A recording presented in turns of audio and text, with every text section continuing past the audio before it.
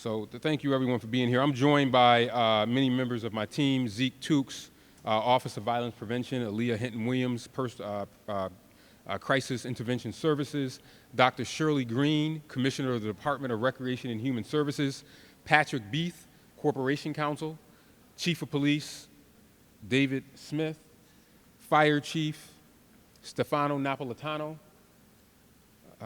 Deputy Director of ECD, Greg Roney, Commissioner, Department of Environmental Service, Interim Commissioner, Capoteo County, and our Emergency Manager, Fred Ryan. I want to thank you all for being here today. As you know, I regularly give an update on the end of the year on where we are as it relates to public safety, but more importantly about things that we are going to do to move forward. These public safety updates, as you know, has been a regular feature since I've instituted my gun violence state of emergency that I declared in 2022, because, and we want to continue to have continuous communication. That's one of the most highest things that I value, as you know, just putting the numbers out there, putting the numbers where they are and letting the folks decide. We've come a long way in the right direction. Since violent crime and firearm violence reached their historic peaks during the pandemic, I would urge you to go back and look at your news stories that you have written going back to 2020. We had some of the highest levels of violence that we have seen in the history of the city. And this wasn't just in Rochester, this was across the country because of what was happening during the pandemic. At the last public safety update, I announced that shootings have returned to pre-pandemic levels, and today I'm pleased to report that that downward trajectory is continuing. Earlier this month, the rolling total of shootings in the previous 365-day period fell below 200 for the first time since June of 2020. And three firearm metrics that we track closely under our participation with the New York State Gun-Involved Violence Elimination Initiative are below the 5-year average by more than 30%. Shootings are down 38%. The number of people injured by gunfire are down 34%. And homicides as a result of gun violence are down 32%. If you remember, I instituted the gun violence state of emergency because there were far too many people being killed by firearms. Again, I am not satisfied with these numbers, but I am gratified because of the work that we are doing to continue to drive these numbers down. Especially because within those numbers, we are seeing a corresponding sharp decline in the number of juvenile victims of gunfire. Victims 17 and under, which have fallen by more than half of the high points during the pandemic. One of the things that concerned me the most during the pandemic was the number of young people under the age of 17 that were being hit by gunfire. And we wanted to bring those numbers down. And again, gratified but not satisfied, which is why I renewed the gun violence state of emergency at the start of this month. And guess what? I'm going to renew it again next month. And I'll probably keep renewing it, even though the numbers continue to fall. So if your question is, am I going to stop renewing the gun violence emergency? No, I'm not. Even as these numbers move in the right direction, violent crime and gun violence remains our number one challenge and will remain my number one priority, because I want this community to not have any acceptable level of gun violence. No level of gun violence is acceptable, but we do need to talk about when we're moving in the right trajectory. And I always say, as I say, I make no apologies for that. Another reason why I'm gratified by these declines is that they are the result of historic partnerships that we've been able to forge with law enforcement and agencies at every level of government. I want to thank in particular the ATF, Alcohol, Tobacco, and Firearms, the U.S. Marshal's Office, the U.S. District Attorney's Office, the New York State Police, Monroe County Parole and Probation, and the Monroe County Sheriff's Office. Together, we have implemented a three-pronged strategy of prevention, intervention, and suppression that has been extremely effective in helping us reduce not only gun violence, but also those other serious crime categories. What's more, these partnerships are also proving to be very effective in helping us confront what I call quality of life crimes. And these quality of life crimes are important because when gun violence and these other numbers go down, if somebody sees someone stealing something from the store or they're stealing a car, that automatically puts up people's antenna and they say, oh, crime, crime. As our tactics for addressing violent crime gain more traction, we found ways to leverage those same partnerships to address those incidences that may not get the same media attention as shootings and homicides. But they are top of mind of many residents and business owners. As I've said many times, when it comes to public safety, perception is just as important as reality. And in this country, boy, is it. I can tell someone the sky is blue. I can tell some of you the sky is blue, and somebody still would tell me it's green, because in their perception, they think the sky is green. But that perception is still extremely important. So we have to work overtime to over-communicate what is and to continue to talk about it. So we have to maintain a relentless focus on all areas of crimes. For instance, the New York State Police is helping us run retail theft details that use some of the same techniques we use for gun crimes to identify known shoplifters and their patterns, which allow us to take a more proactive approach when responding to 911 calls. And now, larcenies have not only fallen well below pre-pandemic levels, they are on track to fall to their lowest numbers in almost 25 years. And the state police also provides helicopters to support our campaigns to address those big hordes of ATV and dirt bikes that pop up on the streets. And my favorite thing to do with the ATV and dirt bikes is to take them apart.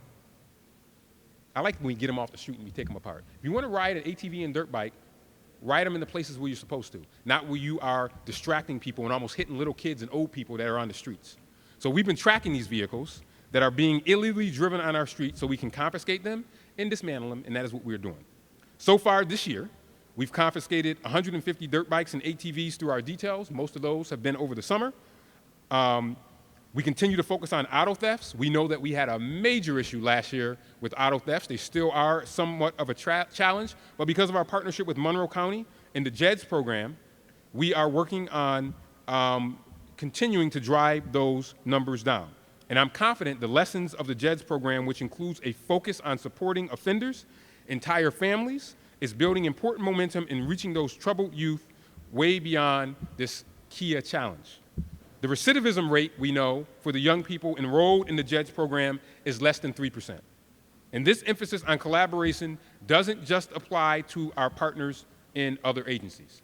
It also applies to these folks that you see here that are helping to partner to change the trajectory of violent crime and other crimes in our community. The departments within City Hall have been working together in ways they never did before. And our early focus on violent crime has been a driving factor in the cross-department cohesion. Our work within City Hall has taken an even tighter focus on specific areas of our city and how we can create what are effectively being called custom solutions for specific problems in specific areas. And I'm going to give you some examples. Shutting down vehicle traffic in the East End Entertainment District on Saturday nights is a good example of that. After we had that one dangerous incident in that vibrant nightlife district, we needed to make sure that people who come out and enjoy Saturday nights at some of our most popular bars and nightclubs are not stymied by people who may have other objectives. Not only is this effort keeping patrons secure, it's creating an even more lively entertainment scene in the East End. So now if you go to the East End on Saturday night, guess what you see? People walking and you see food trucks. And that was an example of me using the gun violence state of emergency, being innovative, creative, nimble, and quick. We effectively created a pedestrian mall every weekend where food trucks are adding to the atmosphere. People can gather with their friends, access rideshare, which is safer than driving a car in that area, and also you're seeing pedestrians walking. In other downtown neighborhoods, thanks to Mr. Akanze and his team, the Department of Environmental Services has installed speed humps near Parcel 5 to address the issue with road racing. I saw a video of individuals thinking that they could road race around Parcel 5. And then I had neighbors calling the mayor's office saying, this is ridiculous. And we said we're not going to tolerate it. So we've eliminated the road racing that was happening around Parcel 5 because people thought it was cool to race around there. They do that now, their cars probably will be destroyed because of the speed bumps that are there. At Martin Luther King Memorial Park, you remember we had some problems there earlier in the year where we had people thinking they could hang out there after hours? We limited park hours and increased overnight security and closed the road every night to car traffic, and we are continuing to do that until I decide that we won't need to do it anymore. But we're going to continue that, and that's going to continue. Also along the Monroe Avenue corridor, which has been a challenge, to say the least, over the last couple of months, we brought a custom solution there for individuals who disrupt business activity there. We are having more walking patrols to address the challenges presented. We didn't put that out in the news, we're just doing it. But now you know. Our law department has also engaged directly with residents and business owners, digging in to understand what's at play in specific situations and developing solutions that are designed especially for the situations at hand. The law department applies the gun violence state of emergency to hold property owners accountable when they're enabling violent crime and gun violence. They meet with these owners to understand the specific dynamics of each scenario and work directly with them to make the location safer for the neighborhoods. We've also recently expanded our Neighborhood Ambassador program recently to Monroe Avenue. So our Neighborhood Ambassador program is now on Jefferson Avenue, Lyle Avenue, North Clinton Avenue, and now Monroe Avenue. We're using funds from our share of the Opioid Settlement Fund to contract with community organizations to serve as ambassadors who can engage with people and other folks on the street that are in clear need of services or to help them find those services. Our heightened focus on code enforcement and nuisance property abatement extends beyond the property owners associated with violence to include those who are degrading the quality of life for our tenants and neighbors. Our new code enforcement inspectors assigned to the NSCs are also holding people accountable for things like high grass, weeds, litter, and other instances of parking lots that are being littered with garbage. We don't allow this in any of the surrounding towns. But we actually have some people in this community that don't live in the community that will come in and say, oh, but you should do it in Rochester. You should let people put garbage anywhere they want. But where some of you live, you wouldn't dare let that happen. You wouldn't dare. But some people think it's okay in Rochester. We say it's not okay in Rochester. And because some people have been so conditioned to it, they think that it's okay, that we should just go along with it. And sometimes they contact some folks in the media to say, oh, the city's cleaning it up. They shouldn't. We will continue to clean up our city. We won't be like some other cities, which I will not name. The upcoming rollout of our Neighbors in Action initiative will also bring these focus with custom solutions to our neighborhoods by enhancing collaboration with our partners at the grassroots level. We announced at the end of September, right here, many of you were here, NIA, which will engage neighborhood residents to learn what they want to focus on, because it is about we, not me. We are still taking survey feedback and encourage people to check out the city's website to weigh in on the types of efforts they'd like to see included in the NIA program. The all hands on deck, data-driven approach we brought to violent crime and gun violence has taught us that sometimes our biggest problems require a hyper-focus on the 3 Ps. PP, P. People, places, and patterns that have disproportionately impact on our quality of life. After all, nothing influences human behavior more than other humans. And a perfect example of that is the Advanced Peacemaker Fellowship in the 10th Ward area is another perfect example of a targeted approach designed for a specific neighborhood. And Mr. Tukes can talk about this. So far, we've had a very intensive intervention with a relatively small number of individuals in the 10th Ward area of the Edgerton neighborhood. Yet since we launched that program, homicides in the 10th Ward have fallen from 20 in 2021, before I was sworn in as mayor. I was sworn in as mayor January 1st, 2022. At the end of 2021, we had 20 homicides in the 10th Ward. We had 8 last year. So far this year, we've had 2. So now we're seeing residents stepping up and drive their own progress in that area. After many years of dormancy, the Edgerton Area Neighborhood Association has revised under the leadership of residents like Debbie Smith and Lydia Rivera. In fact, 16 people from the Edgerton and Lau Otis Neighborhood Association and the Lau Ave Business Association recently completed training to be part of the Police Citizens Together Against Crime Neighborhood Watch program. So what I am doing and what we are doing is not because I'm saying that it's great that we do it. The residents are demanding it.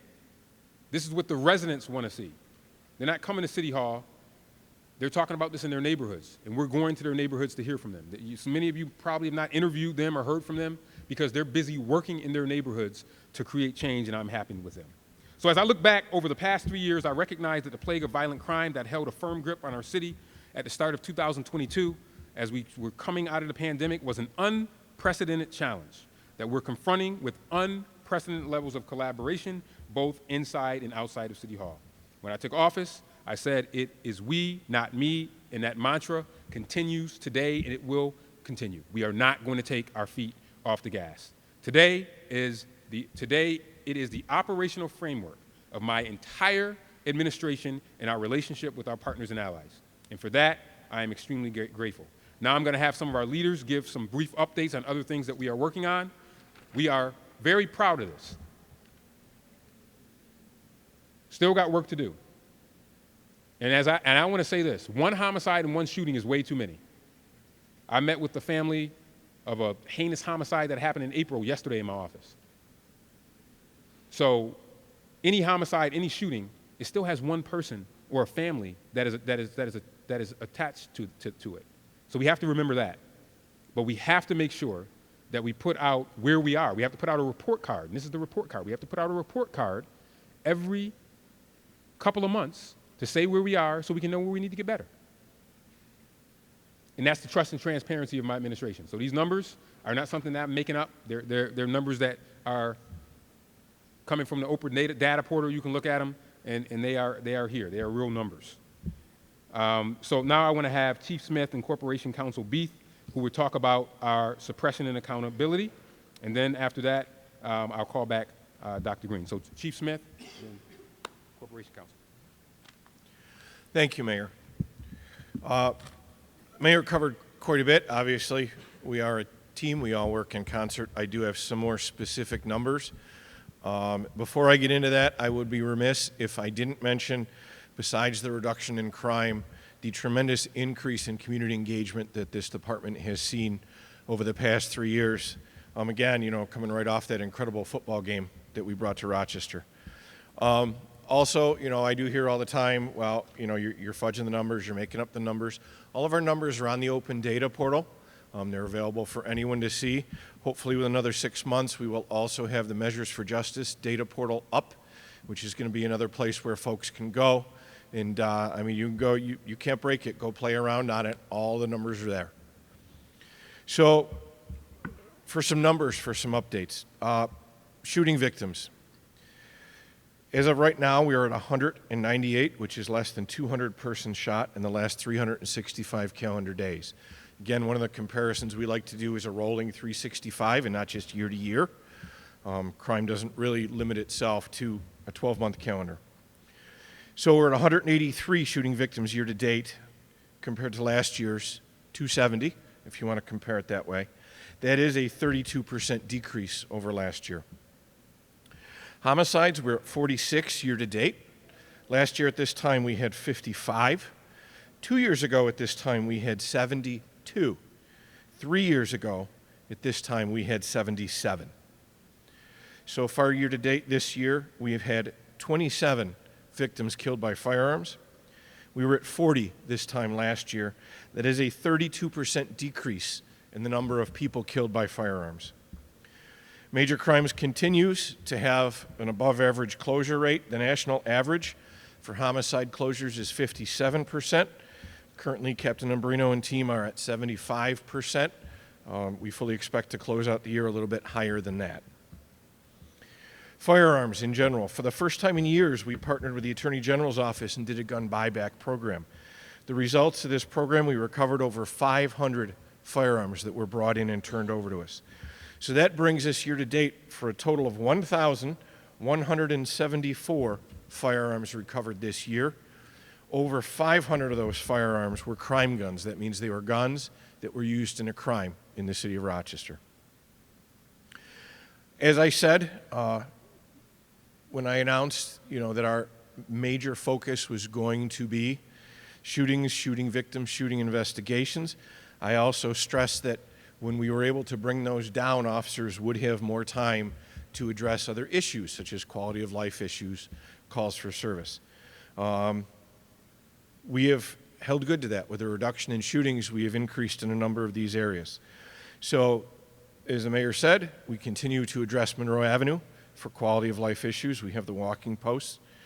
We continue to work with the law department, utilizing the gun violence emergency to close problematic locations.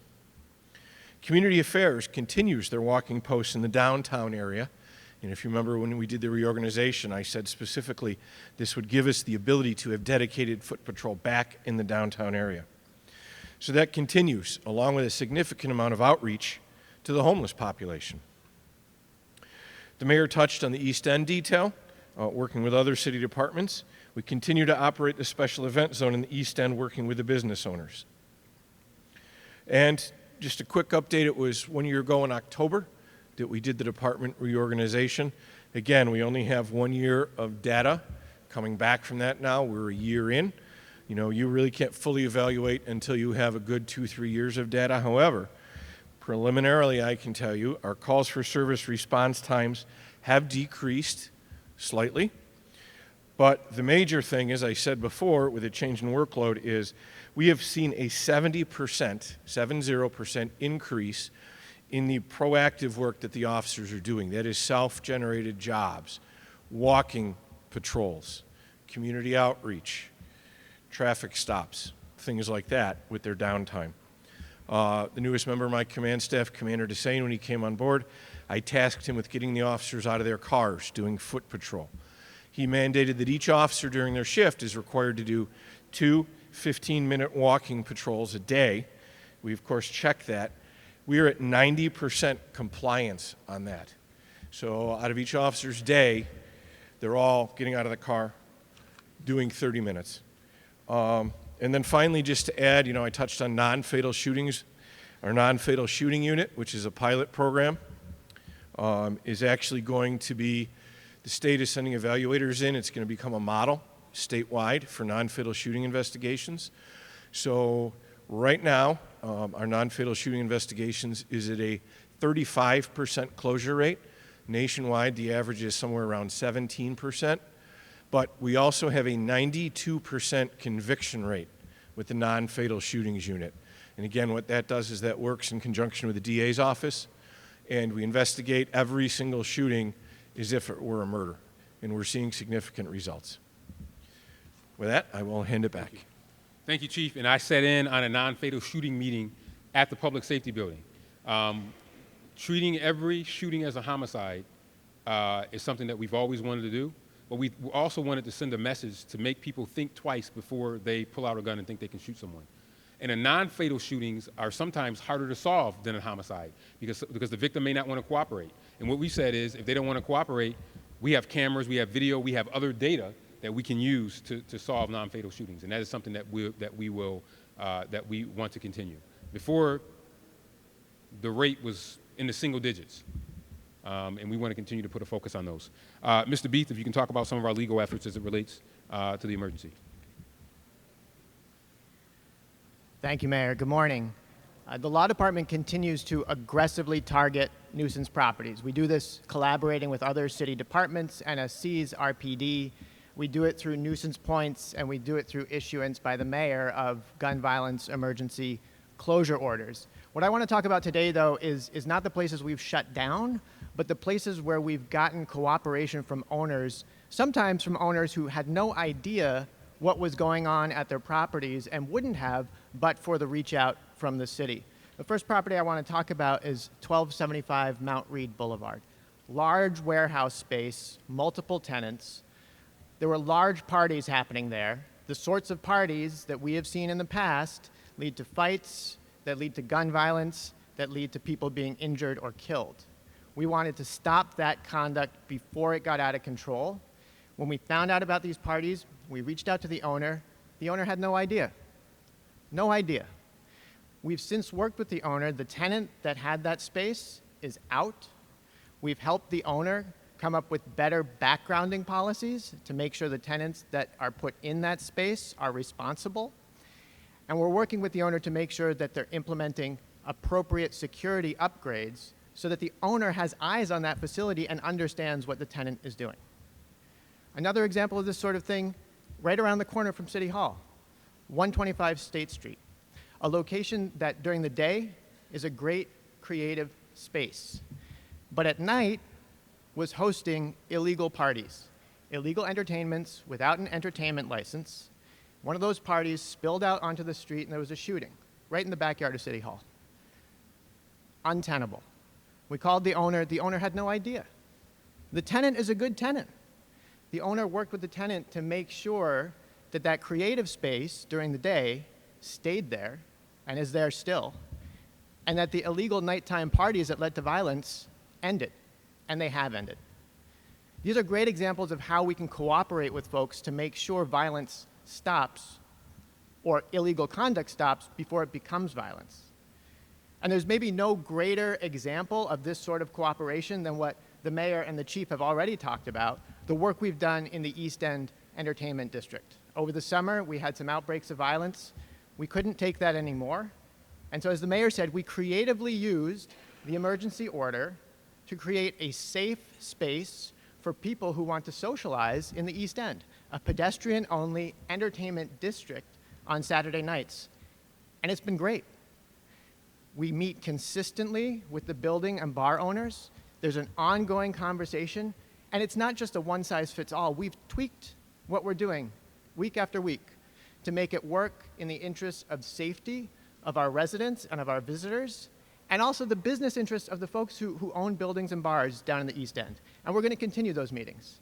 And so this isn't all about a hammer. This isn't all about closing places down. This is sometimes about notice and working together, and we hope to be able to do that more and more with folks throughout the city. Thank you. Thank you, Corporation Counsel Beath. And, you know, as I say this, I said this on Monday, guess what? No one is coming to save Rochester. No one's flying in with a cape. We have to save Rochester ourselves. And that is what we're doing by working with folks, by being collaborative. Collaboration is the key here. And I will tell you, the reason why a lot of the numbers that you see is not because we're so great, and you do have great people up here, it's because the community has stepped up. I have not had I couldn't ask for a better partner than the community groups, the businesses that we are working with. That's been really the best part of this whole process, has been the communities. East End, Lau Avenue, I can name so many neighborhoods where they've said, oh, city, let's partner together. And it makes our job that much easier. With that, I want to bring up Dr. Shirley Green, who will make some comments on the prevention front on what we're doing, and then followed by Aaliyah Hinton and then Zekwe Tukes. So let me have Dr. Green. You can come on up.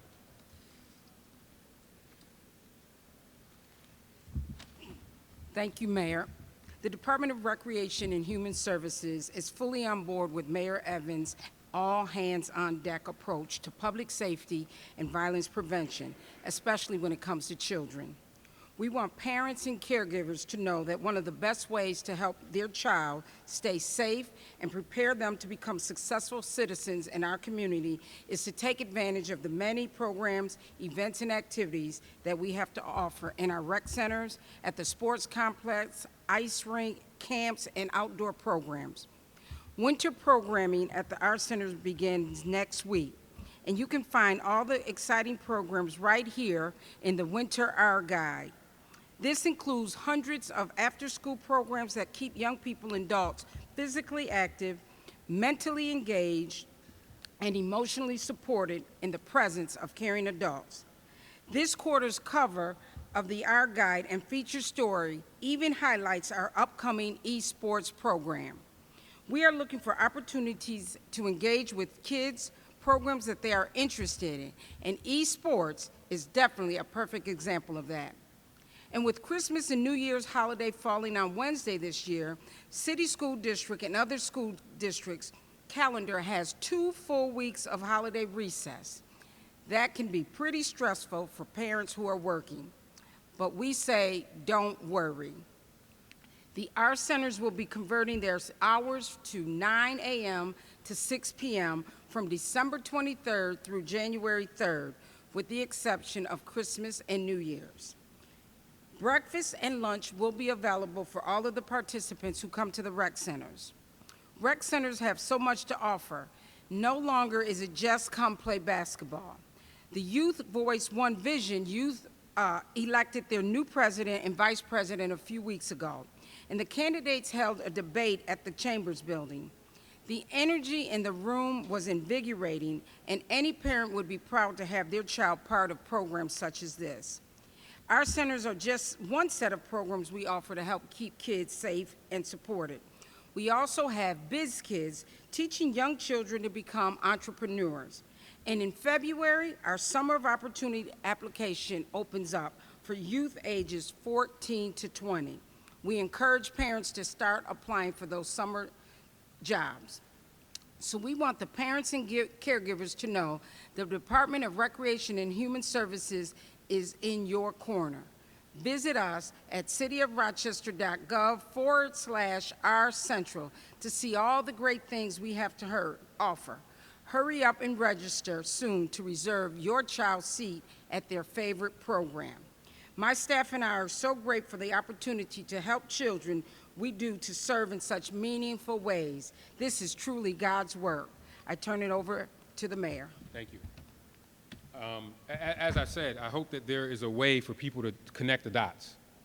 If you keep kids working, if you keep them involved in good activities, that is how we will drive down youth violence and other nonsense that kids sometimes get themselves involved in. Drop them off at an R Center. Look how long this guide is. This is all types of activities that we have. Put this information out there. If someone says they don't know what they need their kid to do, put it out. One of you guys just did a great article on esports that we're trying to get done in our R Centers. That's an opportunity. And look what's on the cover. Our esports that we're looking at launching. We have soccer. Rochester City Soccer League is probably one of the best in the county. So that's the goal. You heard from the intervention side, but now we want to talk about how we can help do those things. I want to have Zeke Tukes come up and talk a little bit about Pathways to Peace. He's our director in the Office of Violence Prevention. He has his hands full, but we've been able to do some innovative things to kick off the school year, and I want him to talk about how those are progressing and how we will be going forward going into 2025. Mr. Tukes.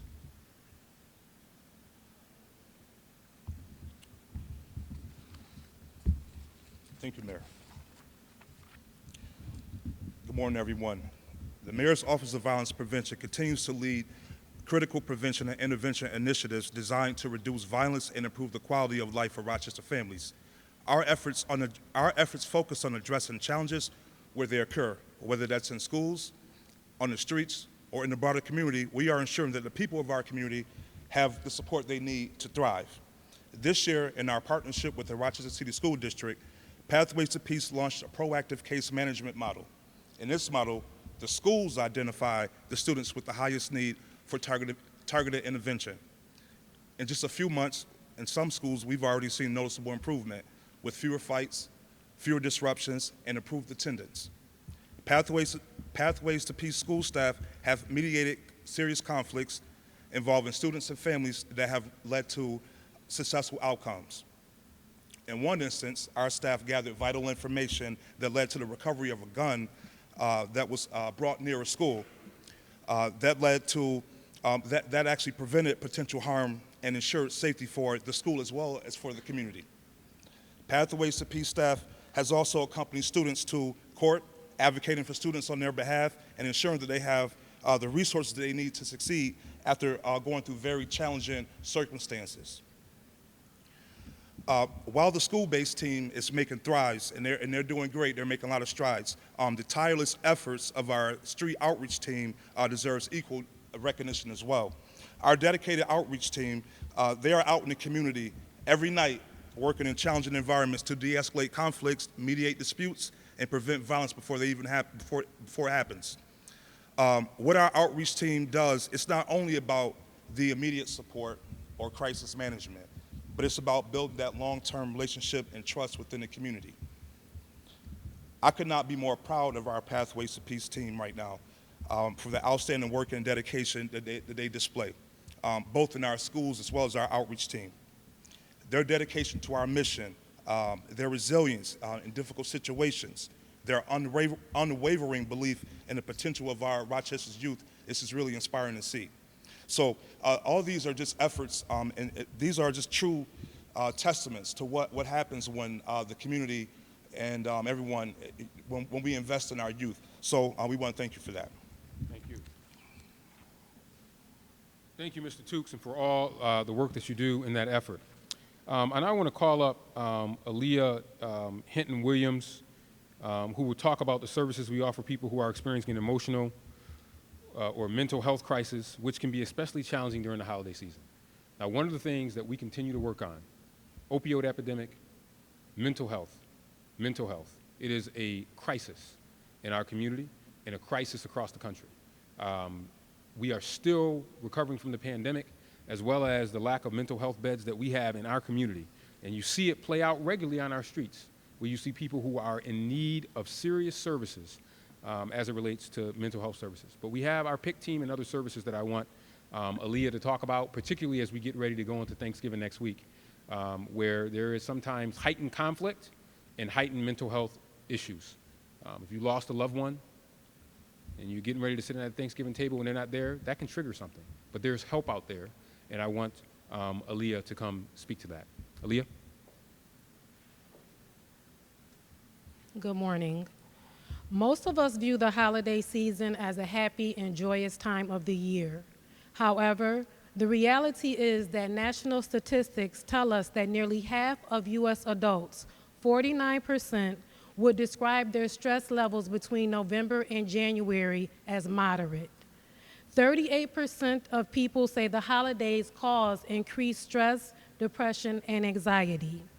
45% of students in high school are already stressed almost every day in school. And the holiday season brings additional disruptions and changes for young people and families. For those of us who struggle with mental and behavioral health illnesses, have experienced the loss of a family member to a homicide, and I can tell you from personal experiences that when you've lost someone to homicide, holidays will never be the same. Those who are dealing with economic hardships on a daily basis, holidays can be lonely and stressful, impacting our mental and emotional well-being, exacerbating pre-existing mental health conditions, including depression, anxiety, and PTSD, as well as intensifying grief and pain from loss and contributing to already existing financial stressors. Because the Crisis Intervention Services Unit supports our community members every day experiencing crisis, trauma, or victimization, it is important that we're certain that the community is aware that help is available.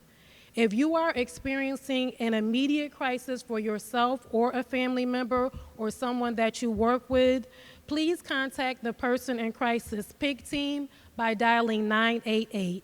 Again, that's 988, and simply ask for the PIC team. Other supports available for mental and behavioral health crises include the Behavioral Health Access and Crisis Center, or BHAC, which serves adults ages 18 and over without an appointment at the St. Mary's Medical Campus. The Brighter Days Pediatric Mental Health Urgent Care Center at Strong Hospital for young people up to age 18 is located at 300 Crittenden Boulevard. The Center for Youth is located at 905 Monroe Avenue. The Willow Domestic Violence Center can be reached at 222-7233. The Veterans Outreach Center is 546-1081, 988, and of course 211. There are also many community agencies, and I have a copy right here I'm going to leave with Barbara. These are agencies that are providing free Thanksgiving and Christmas resources. For additional information, please contact the Crisis Intervention Services Community Support Team for a list of these and other available community resources and for help navigating these resources. The number is 428-6630. Mayor? Thank you. And again, we want to make sure that individuals know that there is help for those experiencing loss and mental health challenges, not just during this time, but they're more acute during this year, during this time of the year. Between now and Christmas, it's tough in our city. I get nervous about the domestic violence, mental health violence that happens between that time period. But there's help out there that we want to make sure that people take advantage of as we head into this holiday season. I want to bring the fire chief up. Our thoughts are with the fire department. You see the chief has a black band over his badge because we lost one of our most beloved lieutenants in the fire department, Lieutenant Sidorenko. and our thoughts are with the entire RFD family. But fires, you recently saw a huge warehouse fire that took place on Canal Street. The chief can talk about the number of fires that we have seen as a result of unintended cooking and those types of things. So as the holiday season begins 1 week from today, Fire Chief will close it out with a message about a special precaution to keep our homes safe over the holidays and during the winter. Public safety extends just beyond guns, right? This is why you have the fire chief here. Fire safety is also public safety, and I want to have the chief talk to us about fire safety and tips that we need to be aware of as we go into this holiday season. Chief.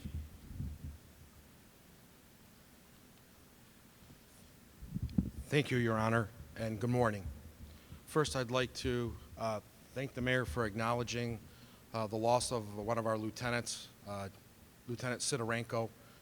As the mayor said, a beloved member of our department, a true mentor, friend, and an outstanding human being. So, this year, Rochester Fire is on track to respond to over 40,000 requests for services. And with those 40,000 requests for services, that's in partnership with everyone that you see here. It is a collaborative effort. But as we move into the winter months and we spend more time indoors, it's important to be mindful of the safety hazards that could arise during the season. We become comfortable, we become complacent. So I'd like to offer some safety tips to avoid potential issues that could occur. The first is unattended candles. We have spoken about unattended candles for over 250 years, yet we still have fires in 2024 because of candles left unattended. Please, especially in the home, we prefer you use an electronic candle, any type of candle that is not actually burning. But if you choose to use one, please stay in the room, stay in vicinity with it, and never around children. Our second is cooking fires. Cooking fires are the leading cause of home fires during the winter. Always stay in the kitchen while cooking, especially while frying, grilling, or broiling food. Keep flammable materials such as dish towels, paper products away from the stove or oven, and never leave them in the kitchen unattended. One other area is if you are cooking, we have a number of injuries, especially to children, from scalding and boiling burns. Please, make sure your children are not in the kitchen. Carbon monoxide poisoning. Carbon monoxide, as we know, is a tasteless, colorless, odorless gas. It is truly the silent killer. As we use our heating systems, fireplaces, generators more often in the colder months, it's critical to ensure these appliances are properly maintained and functioning.